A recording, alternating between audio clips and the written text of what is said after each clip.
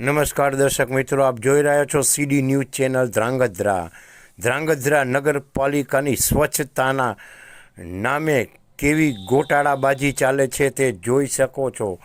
ધ્રાંગધ્રાના જૂના રાજમહેલની પ્રાંગણની અંદર જ્યાં સામે રામમહેલ મંદિર આવેલું છે, રામ ભક્ત હનુમાન અંગક્ષેત્ર આવેલું છે, મોહમ્મદ મુસાળા દાદાની દરગાહ આવેલી છે, ત્યાં કાયમ ખાતે આવા દરરોજ મોટા મોટા કચરાના ઢગલાઓ હોય છે.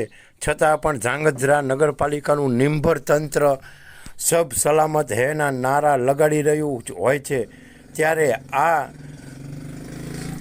કચરાના ઢગલામાંથી પ્લાસ્ટિકની કોથળીઓ જે લોકો પેકિંગ કરાવીને ખાવાનું લાવ્યો હોય તે ખાલી કરીને અહીંયા ફેંકી જાય છે. તે પ્લાસ્ટિકની કોથળીઓ ખાવાથી અત્યાર સુધીમાં અનેકો ગાયો તથા ગૌવંશના મૃત્યુ થઈ ચૂક્યા છે. છતાં પણ આ નિંભર તંત્ર દ્વારા કોઈ પણ જાતની સચોટ કામગીરી કરવામાં આવી નથી રહી તેવી અહીંયાના સ્થાનિક લોકોએ અને માલધારીઓએ ફરિયાદ કરી છે કે અહીંયા રામમહેલ મંદિરની અંદર ગાયોની ગૌશાળા આવેલી છે. તે ગાયો પણ અહીંયા બપોરના ટાઈમે ફરતી હોય છે.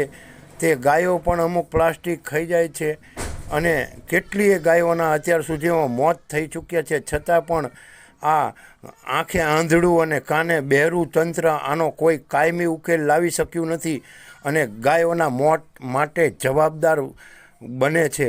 દર વર્ષે આ પ્લાસ્ટિક ખાઈ અને ગાયો કેટલી મરે છે અને આ ગંદકીને લીધે કેટલાય માણસો પણ આવતા જતા માણસો પણ બીમાર પડે છે અને રામમહેલ મંદિર જવાના રસ્તા પર જ આ કચરાના ઢગલાઓ હોય છે.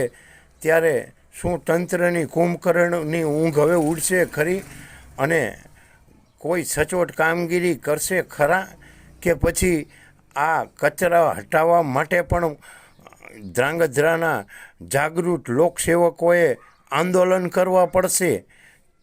હવે જોઈએ તંત્રની ઊંઘ ઉડે છે કે નથી ઉડી રહી, નહીતર પછી ધ્રાંગધ્રાના જે સાચા લોકસેવકો છે અને જે ખરેખર લોકસેવા કરે છે તેવા લોકો દ્વારા આ પ્રાંગણમાં જ ટૂંક સમયમાં જ જો આનો કાયમી નિકાલ નહીં આવે તો જાણવા મળતી માહિતી મુજબ અહીંયા ઉપવાસ આંદોલન પર ઉતરી જવાની તૈયારીઓ થઈ રહી છે અને ધ્રાંગધ્રાના નગરપાલિકાના તંત્રને હવે ખરેખર જાગવાની જરૂર છે અને પોતાની આબરૂના ધજાગરા ઉડતા હોય તેને બચાવવા માટે કંઈક સચોટ કામગીરી કરવાની જરૂર હોય તેવું લાગી રહ્યું છે.